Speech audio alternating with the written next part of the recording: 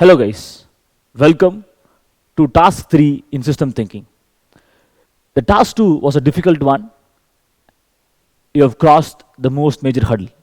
In task 1, what we did was to identify the system's form and its function. From there, we split up a system into a number of entities and tried to find the form and the function of these entities. Now that we know each of these entities, their form and their function, we are going to try to find out what is the relationship these entities have with each other. Because remember clearly that a system has two parts, entities and their relationships, and the function that is the emergent out of these relationships. Let's now dig into task 3. In task 3, we are going to finally reduce our system into a set of entities, the relationships the entities have with each other, and a boundary with which we are going to cross out our system, so that we know what our system is and what is outside our system.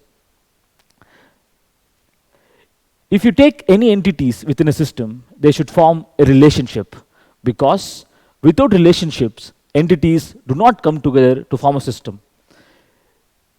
The entities in a system can be of two different relationships. One we call as formal relationships, two we call as functional relationships. What could they be? Well, it is given in their names. Form leads to formal relationships, or we call it as structure to emphasize their static nature, which means that form provides a relationship just by its existence. And in the functional relationship, two things interact to create this relationship, or this is a dynamic in nature, and therefore we call it as interactions. We should note here very clearly that during an interaction, an operand either gets exchanged between these entities, or these entities act upon an operand, or one entity acts upon the operand of another entity. We have seen before that functions have two things, a process and an operand. A process is what the function performs, and the operand is where the function acts upon. Therefore, in a functional relationship, an operand is always acted upon. It can be said for sure that without structure, interaction cannot happen. Let's see some examples. Let's see the case of the human circulatory system. The heart and the lungs are connected by blood vessels, which is a static structure which creates a formal relationship between these two entities in the human circulatory system. In the case of the amplifier, the resistors 1 and 2 are connected at the input, which is again a static structure which provides the relationship within that system of the amplifier. In the same way, if you take a functional relationship, the heart exchanges blood with the lungs. You should now think what the operand is. Of course, the blood. What is the operation? Exchange. In the same way, the resistors act together to create gain. The operand here is gain, and the operation is to create. Now, something very peculiar happens. Without this structural emphasis, or without this structural relationship, or without this formal relationship, you can see that the functional relationship do not exist. Or vice versa, for a functional relationship to exist, a formal relationship is a must. In some cases, these formal relationships are not direct. In some cases, they are very direct. In this case, the heart and lungs are directly connected, and therefore the functional relationship there, and the basis on which the functional relationship exists is directly apparent. That is why we conclude always saying that functional relationships usually require a formal relationship, but not always. In cases where the systems are very, very complex, sometimes functional relationships can occur without a formal relationship. Now, how do we say, or how do we depict these relationships? Well, we have two relationships, what are called as functional relationships and formal relationships, and both of them can be represented either by a relationship diagram or by what we call the n-squared diagrams. What you see in a relationship diagram is the entities listed down, and the red arrows are the formal relationship, whereas the blue arrows are the functional relationships. And In some cases, or in most cases, there is usually a system boundary, which means that few entities are much closer together and that we consider as a system, and they usually react with a few entities outside the system or the system boundary, and that interfaces are called as the internal or external interfaces.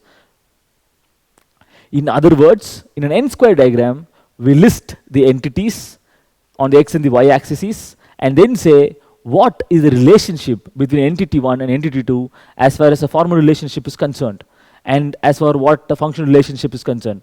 Of course, you already know that the centers are usually x's. Let's take the example of the amplification circuit and see how these two relationship diagrams look. First, let's go through the relationship diagram for the amplifier. We already have identified that there are three distinct elements or entities that we thought we will abstract to within the amplifier, and that is resistor 1, resistor 2, and the op amp.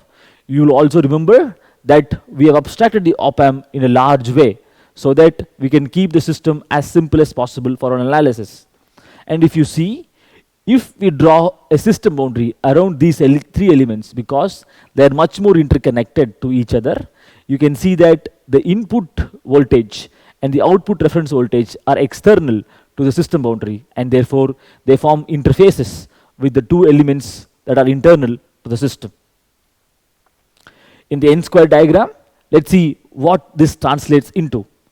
The relationship diagrams somehow show what these relationships are, and you can write down those relationships here if you wish to.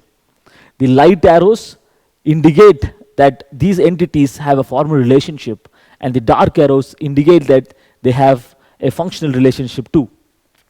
In an n-square diagram, first let's take a formal relationship.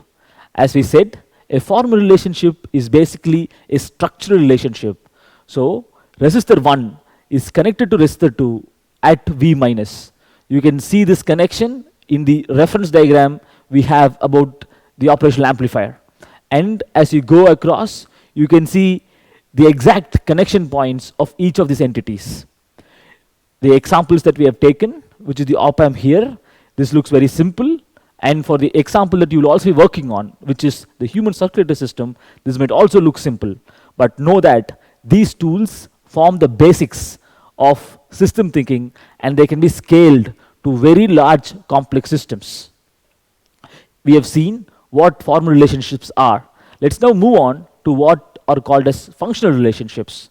In a functional relationship, you have the same entities, but when you say what is the operand that is being worked upon and what is the operation.